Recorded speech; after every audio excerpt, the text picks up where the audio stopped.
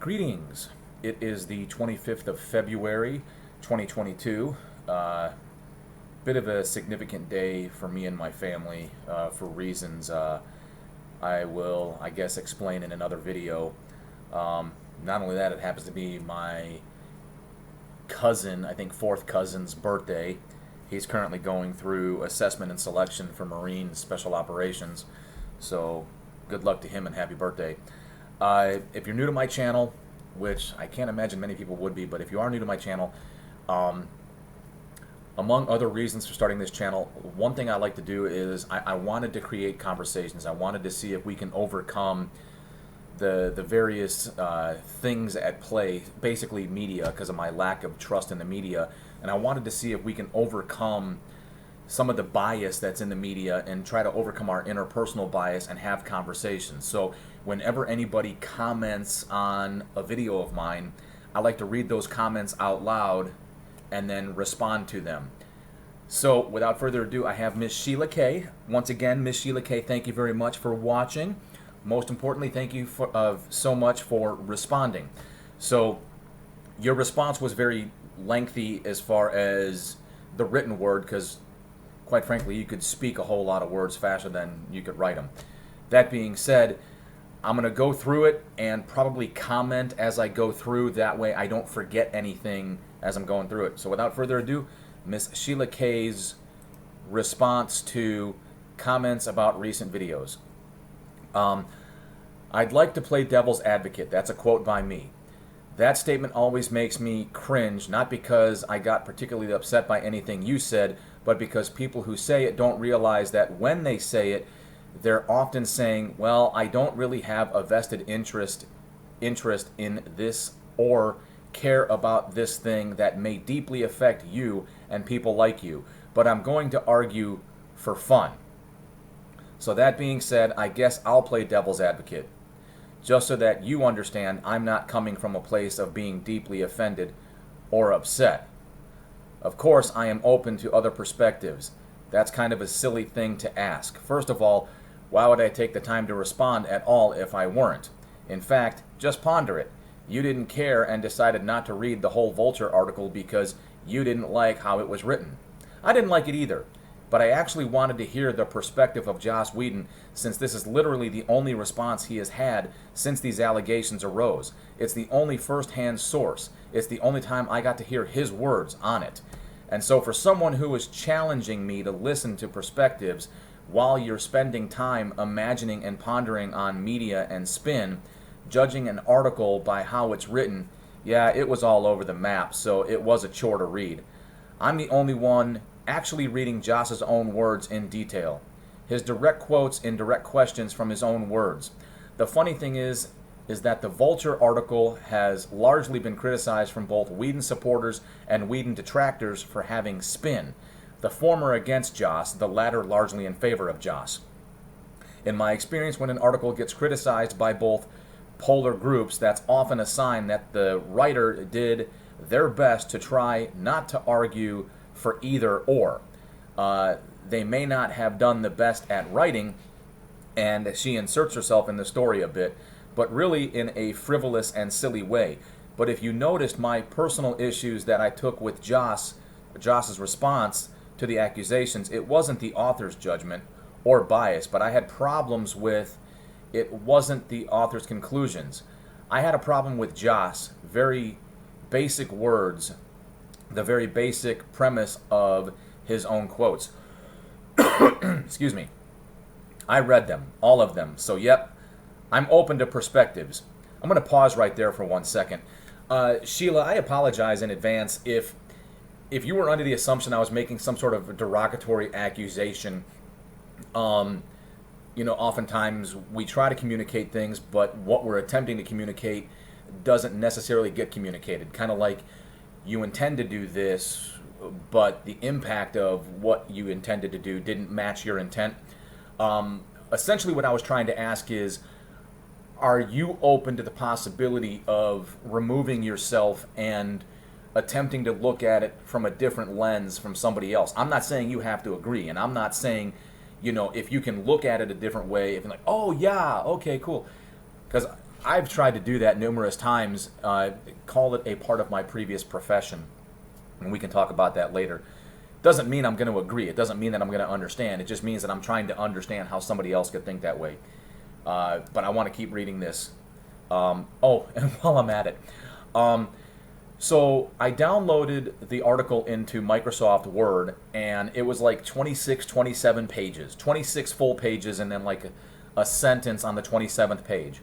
Apparently, I had already read like some 17, 18, 19 pages, and that was a lot of fluff and just kind of whatever, and I'll discuss that in a moment. Apparently, it was the last 7 or 8 pages that really had the ultimate, meat and potatoes of the article that I feel like the first preamble could have foregone. So let me carry on here. I was very open to hearing Joss's side of the story, and when I did listen to his side, despite my openness and genuine infinite desire to have one straw to grasp onto in his side of the story, I found none. Now maybe you would read his exact words, all of them, all of his stories and excuses for his behavior, and have a different perspective. That I would be open to hearing. But to be honest, all I keep hearing from you is, well, maybe this or that didn't happen that way, but while being lazy about your opinions and being able to stick to your waffling guns of maybe. When if you actually read it on some of the things that you're arguing about, he's actually spoken about them. For instance, his wife, he goes into excruciating detail about how he slept with all the women that he could on the sets of his shows because he had to while he was married to her. And so if his wife says that's what happened and he says that's what happened, I don't think there is much room for I wasn't there and the conflicting I did my research and playing devil's advocate and maybe it didn't happen holds no water. You get to keep sort of pretending you're having a genuine debate by deflecting and ignoring the full story and continuing to deflect. And I get it's your post. I get your post is about media, but you can't criticize media if you don't actually listen to the whole and judge the totality of it. Am I saying there is nothing to criticize? Sure there is, but I think if you bring up such an inflammatory issue, continue to hazily dismiss the meat of what you say you have researched because media is bad, but you make it very clear you haven't actually done the research and ignore the most critical first-person accounts because you didn't like them, that's a lazy argument, man. There are a million genuine and honest discussions, I think, to be had, but I think until you address the elephant in the room, it cannot be surpassed. There are dozens of other topics I considered addressing, like why it's so much easier for you than it is for someone like me to play devil's advocate, or to ignore it because you just don't want to hear about it. Topics like why it may be more significant to me and other people in similar situations to mine to have sci-fi and fantasy tainted by these issues. I'm very open to other perspectives. I mean, mostly I would prefer personal relationships to remain personal, but unfortunately with celebrities they often don't, and when it gets into abuse, career-destroying stuff, there are reasons it starts to affect not only me, but also systemically the whole industry. So these stories and this era that you see as a big media bias and problem and different perspectives, I see it differently. While I think anyone can agree sensationalism of any kind sells, any smart person can read on their own, research on their own, dismiss the sensationalism, and come to their own reasonable conclusions. But the overall idea that I think is the point from my perspective as devil's advocate is that I already know the perspective of ignoring all the bad things people in power do or excusing it, because as I already said before, I grew up with that ingrained. What you call a pile-on, now I call the first time in history we are hearing the other side of the story at all. It is clearly making you uncomfortable, and rather than in the past questioning if there were other sides to the story when all we heard were the sides of the abuser or the abusers or nothing, bullying and doubt of people who try to speak up, because it takes a lot of people speaking out for anyone to give any credence that someone could be abusive. What you call piling on, I call people realizing if they are silent, they are enabling abuse. As someone who has had to decide whether or not to speak up many times with regard to abusers and bullies, has tried to be a leader because it is the right thing to do, I think that's the part you're ignoring about people speaking up and so-called piling on. You see it as a general attention seeking, but people dismiss those who don't give details as not really having anything to say, and those who do give details as being dramatic and attention seeking. Why is that the default for you? I'll try to explain. Not that that is my default, but I'll try to answer that. In reality, it is only in retrospect they end up getting attention, except in rare circumstances, which I'm happy to also discuss. But the exceptions are not the rule. Lots of times people speak up and are ignored and blacklisted for years. What's the difference between those who speak up and get attention and those who speak up and are ignored? Really nothing, because they usually don't know whether they will get attention, be supported by others, or be totally blackballed. The only differences among them are things none of them can control or predict. You judge them in hindsight, but I try to see them as people who are just saying or doing things for better or worse. And yes, I do take context into account and try to hear all sides. I can and reserve judgment, have many times. I listened to all of it, and my mind was made up when I heard Joss's own words, not before then. And then last but not least, Sophia Waitward responded to the original video that has spurned so much created so much conversation. Joss Whedon and Jensen Ackles, is it really what it seems, from January 21st. Check out the Inside of You podcast with Charisma Carpenter. Sophia, I did. Believe it or not, when that video got 100 views, I went back and rewatched the Charisma Carpenter, James Marsters podcasts, and I went back and found a Newsweek article that had compiled all of the tweets and whatnot of the various actors from Buffy and Angel and whatnot. I wouldn't say I retracted anything I was saying.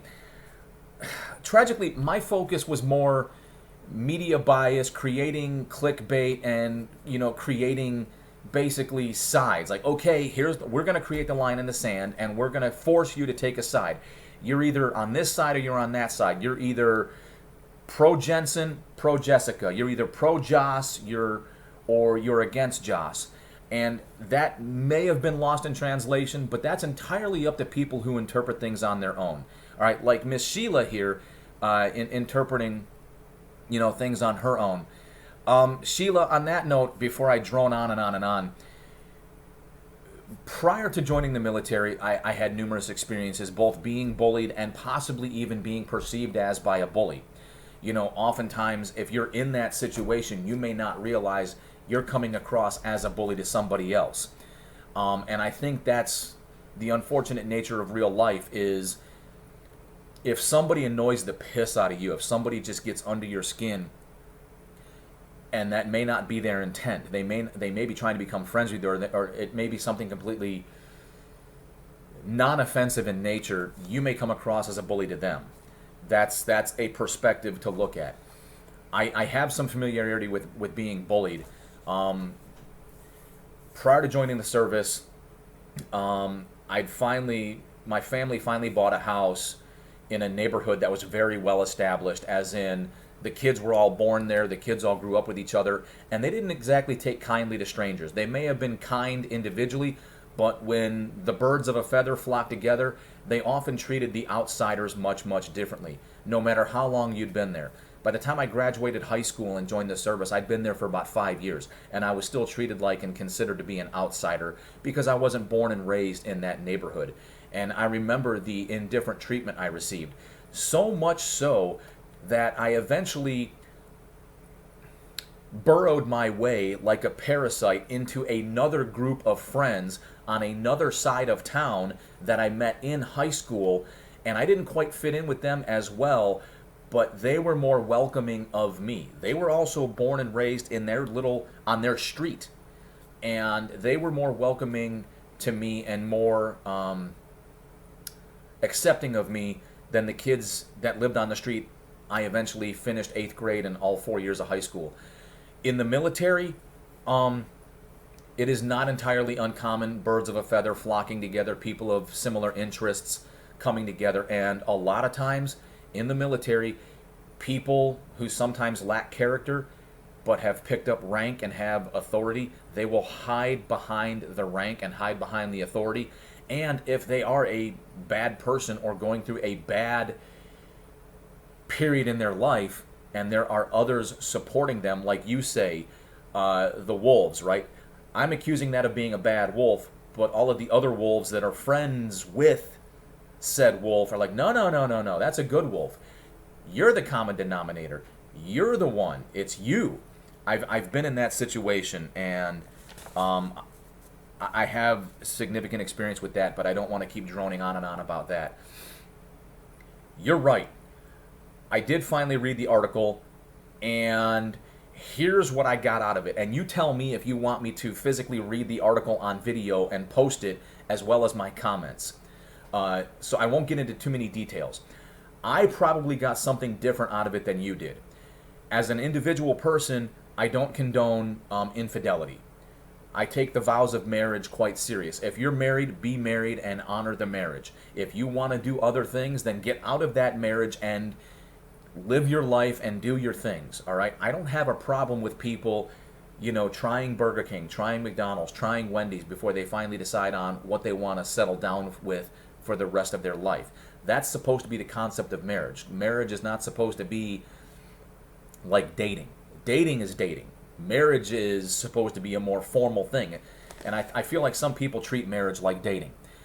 So no points given for the whole infidelity thing. As an individual who's lived almost 46 years of life, has my life been a bit of a roller coaster, highs and lows, ups and downs, goods and bads, positive and negative experiences? Sure. Are there things I can look back on at life and be like, wow, didn't handle it that well, wow, could have made some better decisions? Absolutely. It's from that perspective and that experience I lean on when I offer my own individual commentary. I'm not condoning anything Josh did, especially if it's 100% true. Now, we don't have to agree on this. What I find interesting is all of this is taking place at the exact same time as a current socio-trend of making somebody the target, making them a bad guy, and then if it can help with your brand recognition, if it can help you in any way, shape, or form, or if you feel as though you can benefit from it, like you said, piling on. Now, you and I don't have to agree. We can see things totally differently. I don't think you're any less of a person. I don't think you're a demon or unworthy of being a human being. I think you can be all these good things, and we can still disagree on it. I personally find it awkwardly convenient. At the end of the article, I don't know if you remember it, I don't know if you have it saved, I don't know if you have access to it. Towards the end of the article, the one thing that stood out to me was the internet helped elevate Joss, just like the internet is being used to not deplatform, but cause Joss's descent. So he was elevated, now he's descending. And he feels as though, or whether it's he or the writer of the article, there seems to be a sense that, okay, well, there's two groups. There's the pro-Joss and there's the pro-Zach. The pro-Zach might be a younger audience, a different audience, a different genre, people that were not in the genre of Joss, people that were not part of the content of Joss, the Buffy, the Angel, the Firefly, and anything else that came from that. So it could be a generational thing. But basically, what was said is that you seem to have this elevation of Zack Snyder and this descent of Joss Whedon and this kind of like opposition of, okay, well, in order to elevate Zack Snyder, he needs to be the hero and there needs to be a villain, so we're going to make Joss the villain. I found that perspective interesting. Of course, it can all be absolutely what it is. Joss could be a villain. He could be a monster. Zack could be a hero. And I don't think it's disingenuous. I don't think it's lazy for me to say, I don't know, I wasn't there. But I've also learned in my life that you have to be very careful taking other people's word for it. it's okay to trust, but verify.